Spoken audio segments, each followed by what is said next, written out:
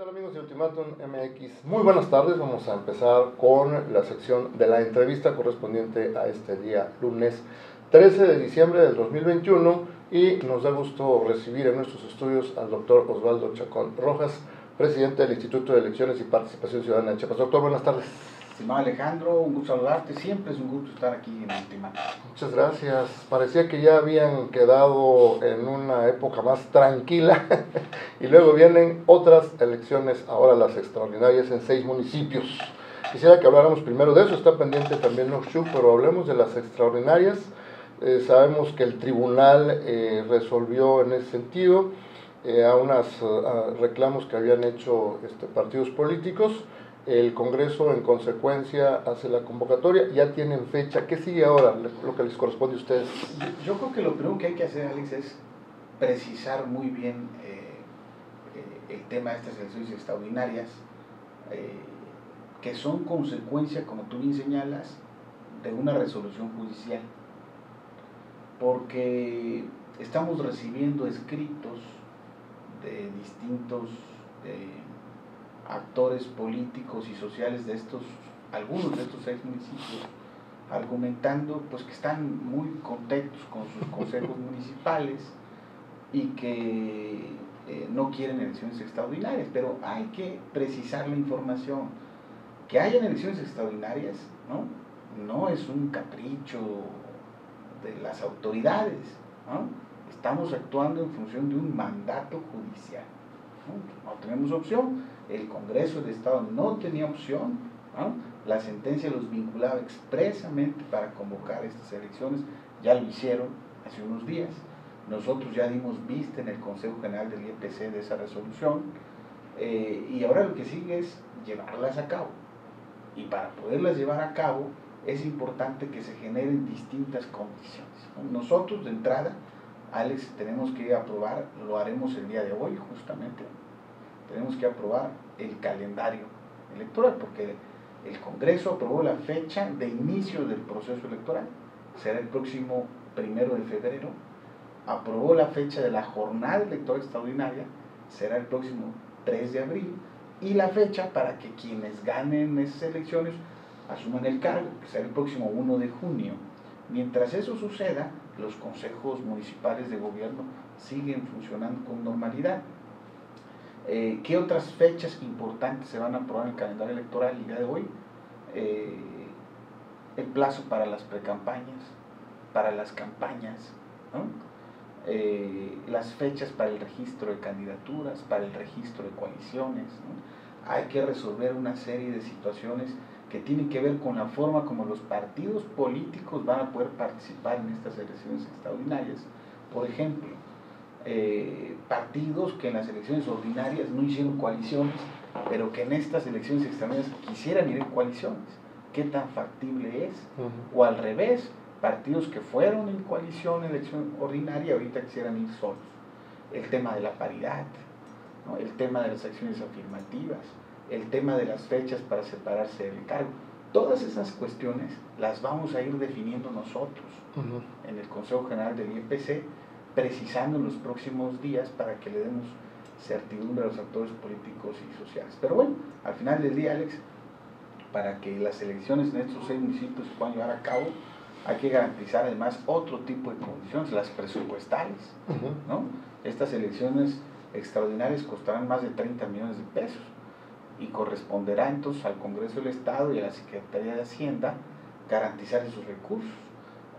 Se van a requerir condiciones de seguridad y eso no es un tema nada más policiaco, El principal blindaje de una elección es la buena voluntad de los actores políticos y sociales para llevar a cabo las actividades preparatorias, y estemos confiados que así va a ser.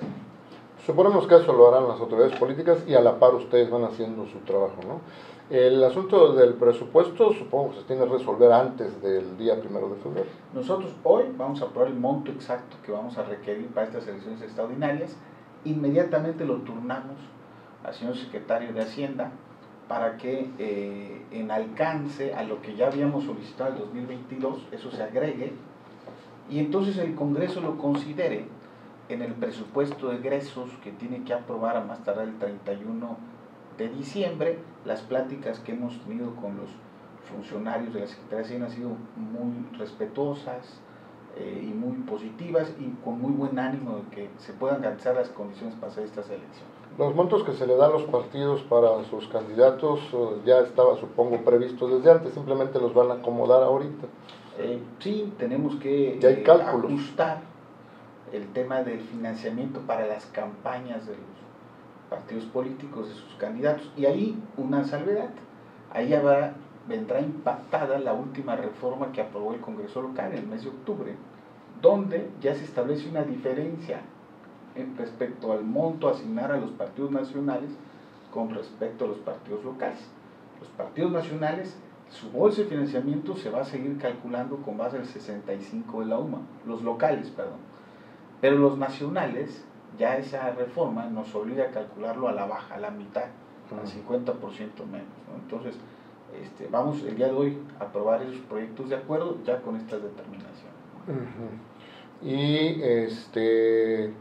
las coaliciones, que si alguien quiere buscar la reelección, todo eso se va a seguir respetando de acuerdo con lo que está establecido en las leyes. Sí, nosotros tenemos que ir aprobando en el Consejo General un conjunto de acuerdos, de lineamientos, y ahí le vamos a dar esa certeza a los partidos políticos.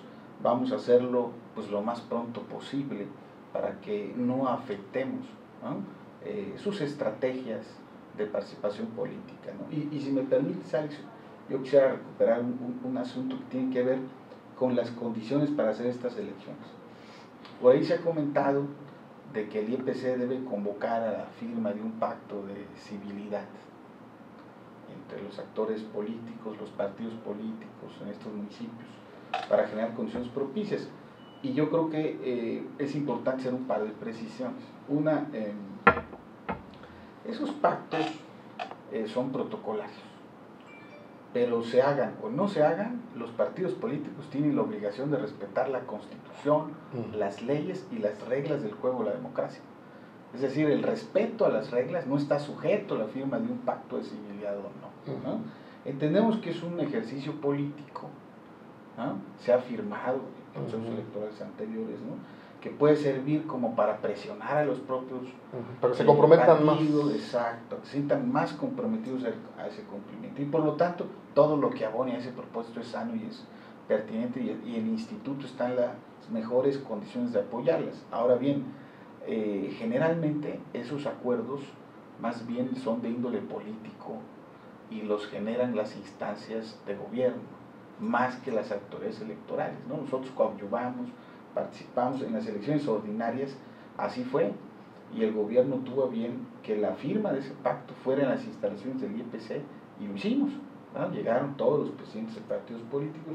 Entonces en esta ocasión va a ser lo mismo, de nuestra parte toda la disposición y todo el empeño, ¿no? Para abonar a que haya buenas condiciones en estas elecciones, y vamos a dialogar con las autoridades de gobierno del Estado y con los partidos políticos para ver el contexto y las características de ese acuerdo de civilidad, ¿no? Muy bien, entonces recordemos, por favor, Carranza.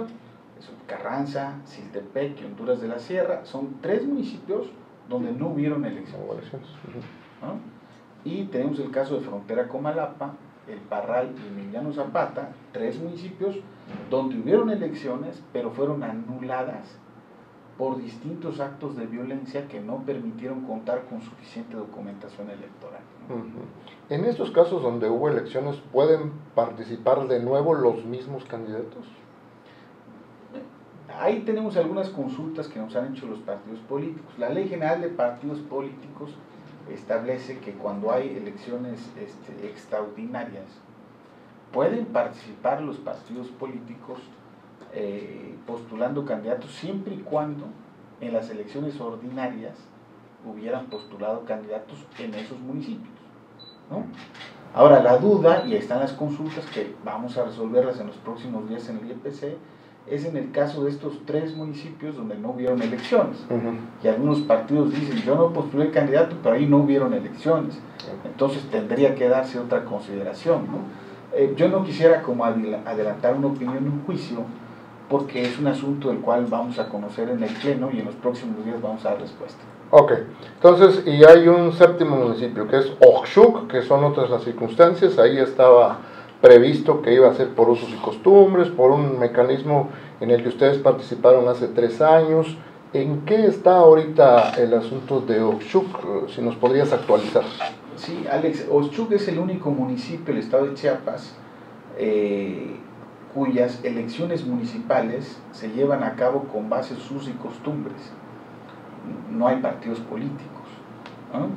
Sino más bien es una asamblea comunitaria la que va estableciendo las reglas y convoca para que la elección se lleve a cabo pues, con mano alzada, ¿no?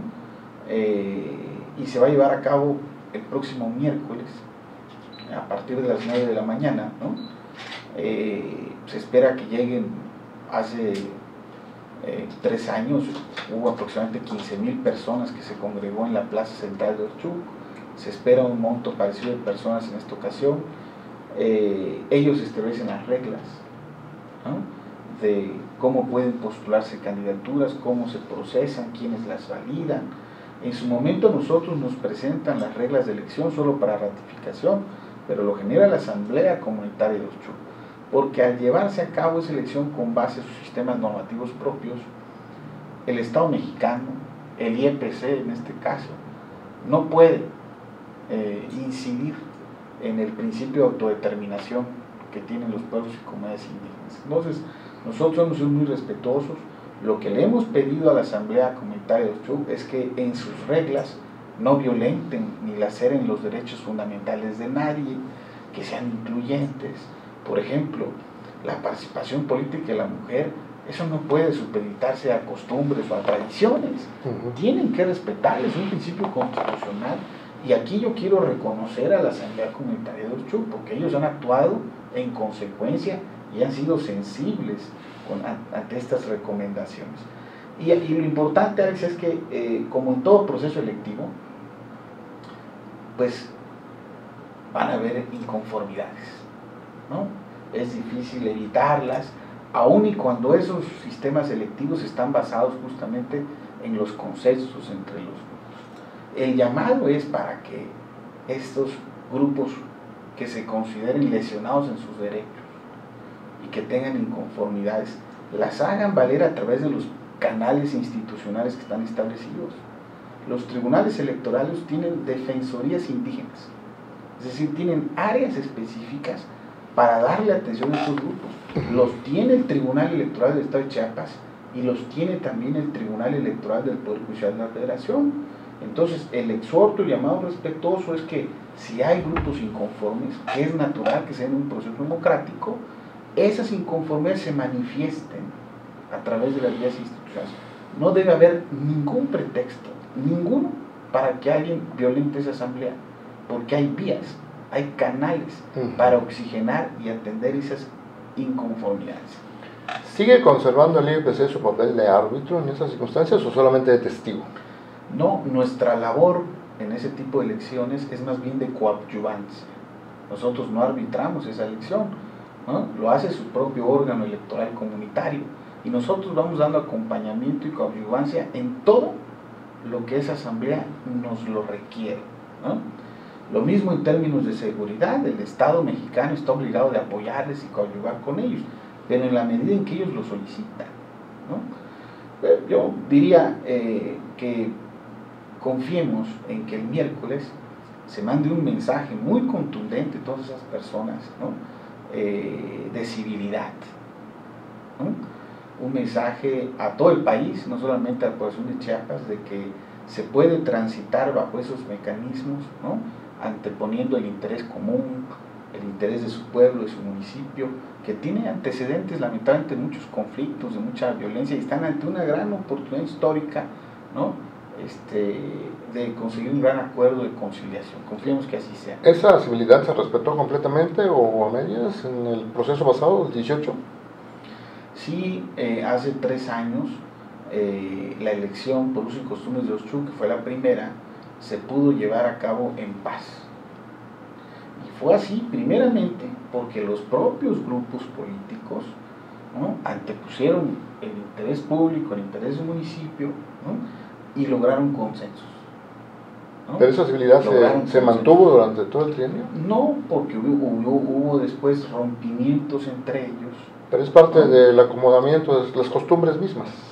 Sí, pero es muy importante que esos liderazgos políticos encuentren la manera de llevarlo mejor, privilegiar consensos, acuerdos, afecto, que puedan transitar bajo ese modelo. Yo diría esto, Alex, el principal blindaje a la seguridad de la elección de Oschub el próximo miércoles no es con policías, no es con patrullas. El principal blindaje de seguridad de Oschub es con voluntad política. Mucha voluntad política por parte de esos liderazgos para que se privilegien los consensos. Pues ojalá. Una última pregunta, entonces ahí el instituto no gasta dinero, no destina un presupuesto. Solamente en actividades que son requeridas por parte de la asamblea. Por ejemplo, nos han pedido apoyo para dar difusión a su convocatoria, lo hemos hecho. Nos han pedido coadyuvancia para que personal del instituto coadyuve en algunas cuestiones operativas y logísticas, lo vamos a hacer. Nos han solicitado apoyo para operar la convocatoria de observadores electorales, y estamos seguros que va a venir gente de muchos estados de la República, ¿no?, y de muchas instituciones, porque el tema de Oschub llama la atención, hay mucho interés, es un modelo sui generis, ¿no? Llama la atención. Entonces vamos a coadyuvar también con la asamblea comunitaria en estos temas. ¿No hay intenciones de otro municipio por copiar ese modelo? Tenemos solicitudes que nos han llegado para una consulta indígena y que ellos tomen una decisión al respecto en Chilón y Citalá. No hemos podido avanzar con esas consultas por conflictos sociales que hay en esos municipios, por la pandemia que nos ganó, pero confiemos que en el 2022 podamos llevar a cabo esas dos consultas. Muy bien, doctor, pues qué interesante todo eso, vamos a estar atentos. Muchísimas gracias por ilustrarnos sobre esos temas que, aunque ya estamos acostumbrados a algunos, pues van cambiando a cada instante y son distintos en cada escenario que vemos, ¿verdad? ¿Algo que quieras agregar? No, simplemente agradecerte y agradecerle al diario Ultimatum que me abran esta oportunidad, este espacio, ¿no? Y bueno, ha sido un año complicado, ¿no?, que nos deja muchas lecciones. Vivimos en el 2021 una elección inédita, completamente inédita. Yo estoy convencido ha sido la más difícil y desafiante de todas las que hayamos vivido, y yo creo que las elecciones se pueden llevar a cabo bien en Chiapas, en lo general. Las consecuencias de esos detalles de violencia que se presentaron, pues las vamos a resolver con elecciones extraordinarias, pero lo más importante, las elecciones demostraron que siguen siendo la principal vía para que nos pongamos de acuerdo respecto a nuestros conflictos políticos por la vía más civilizada. Claro. Muy bien, pues muchísimas gracias, doctor. Buenas tardes. Gracias. Muy buenas tardes a todos ustedes también. Hasta la próxima.